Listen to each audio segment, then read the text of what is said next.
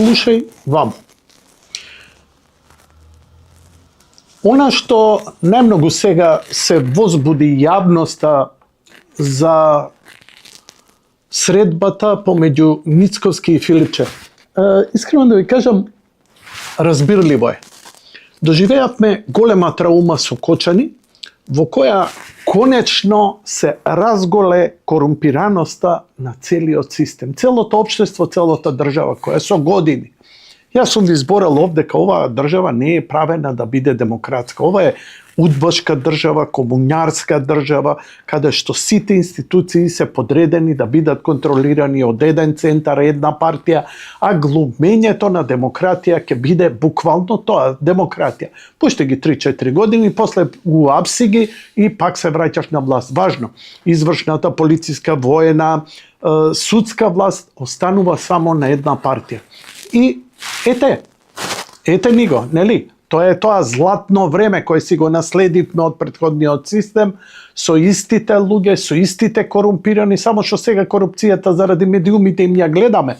Тогаш не можевме ни да им ја согледаме, ама имавме чувство како е тоа праведно и еднакво за сите. Ете ни го чувството, сега го плаќаме. Знаете, сето тоа лажно добро чувство е како кредит на 30-50 години и кога ќе сватиш дека, ало, дечки, без камата, кај го има тоа? Ја стварно не те разбирам. Како тоа бесплатен ручек си имал? Како тоа бесплатно си имал? Си го сработил? Не. Си го заработил? Не. Под каде пари? Драги мои, да се вратиме на средбата. Имено, веќе сме тука некаде година дена откако ВМРО ДПМН го прегази СДСМ на изборите, поточно македонскиот народ веќе, можеби не интелектуално, но инстинктивно, духовно, овде му беше. Од крадење, лажење, крадење, манипулирање.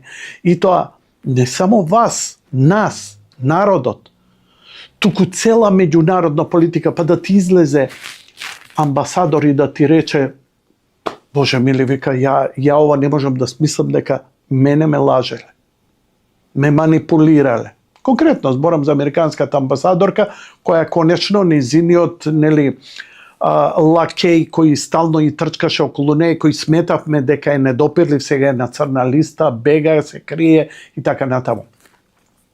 Што се возбуди толку јавноста околу средбата со Филипче? Имено, Кочани што се случи и она што ни го прикаже, очекуваме да почне радикална промена на ситуацијата во Македонија. Но за да има промена во општеството, таа не може да дојде преку ноќ. Како што гледате, во Америка дојде Трамп и сите грешки од претходниот мандат се обидува да ги промени. Значи, прво што направи, да се прекине да се краде и парите да останат за државата.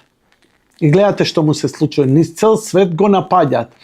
Значи, она зло кое го има таму, го имаме и кај нас.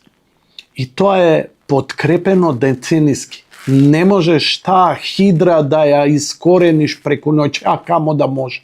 Еве само да знам дека може да се направи такво нешто. Некој ќе рече државен удар. Пам, по кратка постапка. Но секој што ќе направи државен удар, во историјата е покажано и докажано дека истиот тој се корумпира за да може да преживее. Бидејќи правниот систем на крај мора да му ја земе главата на тацна. Сакам да кажам дека ако правиме промена, таа мора да биде легална, легитимна. И сега, треба и да си знаеме со кого имаме работа. Имено, за Филипче гневот е затоа што не понесе никаква одговорност за ваксините, за болницата, политичка одговорност во врска со големите сообраќајки кај што 50, 60, 70 луѓе изгина, а 15 живи изгоре. Ни политичка одговорност не понесе. Единствено што понесе е тоа што вие, народе, го слистивте на избори. И сега, во оваа ситуација, веќе неколку луѓе се охрабрија. Тоа е неверојатно дека се охрабрија од Тетово, луѓе излего и бараме правда за своите најмили. Не се заборавени. И тоа треба да го знаете. мене ме изненадува колку малку солидарност, бидејќи бевме многу солидарни со ова што се случи во Кочани. Така, сите не здоболе, ама бргу ни испарува, ни се намалува болката, ќе почне диазепамот да делува, бруфенот, аналгинот, кафетинот, добро, заборави. Затоа после ни се повторуваат работите. И сега ќе речете, зошто уопште седна да прави муабет Филипче со Мицкоски, поточно зошто Мицкоски прифати? Ја не ги знам деталите. Воопшто не ги знам деталите. Ова е моја фриволна, ова е моја лична, ова е мојот филинг базиран на искуството на мојата емисија. Не сум ни аналитичар, не сум ни политиколог, не сум ни во политиката, ја не сум по кабинети, но ќе ви кажам една работа. Не сум ни новинар, но ќе ви кажам една работа. Теорија на можно. Што е? Политиката е теорија на можно. Што имаш ти состојба на теренот? Мицкоски не може да го избегне Филипче. Филипче од 100.000, 200.000 или 300.000 граѓани е легитимно избран. Не можеш да го игнорираш ти од некаков си кеф. Дури со Сиев у дадена ситуација ќе мора да се сретне. Дури и после сите оние конфликти што ги имаше со Данела, седна на маса, мора да се разговара, бидејќи секоја војна завршува на маса. Не може војна само преку медиуми и преку улица да се тера. Мора на крај да има некакво завршница, некаков подпис, некакво сиже, некакво крешендо. А тоа крешендо може да се случи само преку правниот систем. Рипавте и се буневте кога рече Мицкоски дека треба промена во судскиот систем, да се направи ветинг, да се истера. Па тоа е мешање во судската власт, као да ние, нашата судска власт е бомбона, како Тито да ги целувал лично во чело им рекол, има за правду да гинете и ми ćemo да гинемо, ичичемо. Колку ги имаме како Катица Јанева. И сега, нема јавно обвинителство кое го процесира случајот со Филипче. Нема кој го процесира со болницата. Кабелот е крив, нешто дрн-дрн-јариња и се заврши работата правно оволна. Дали е тоа така? Не.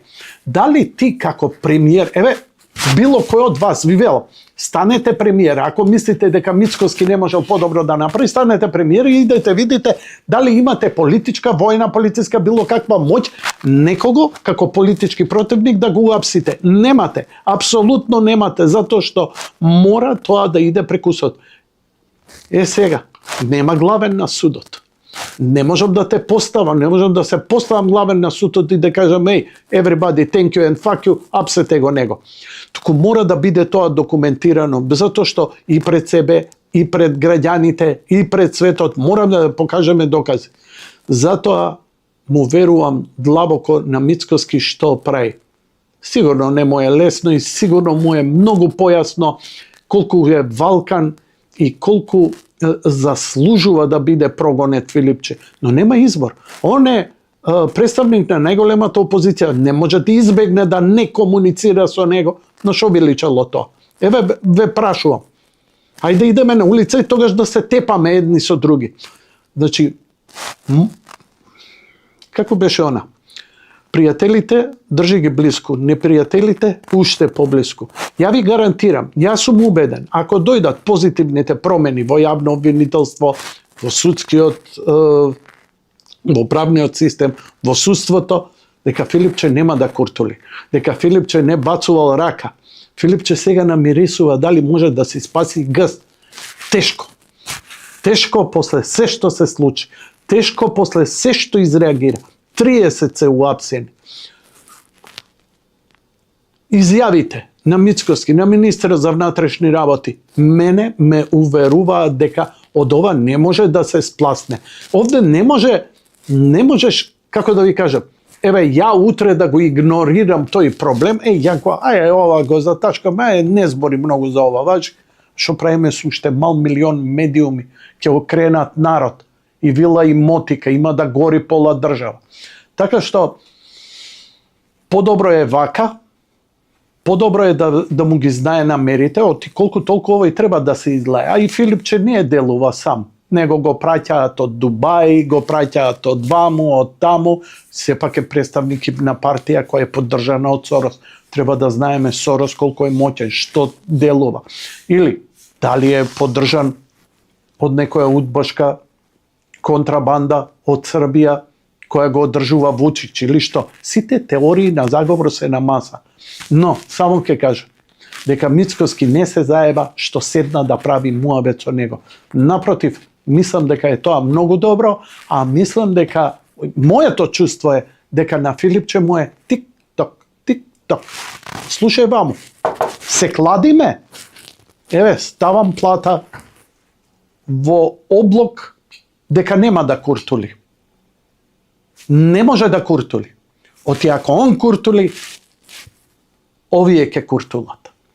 Мора да се промени системот, мора да почне народот да верува дека правда се спроведува во оваа земја. Слушај вам.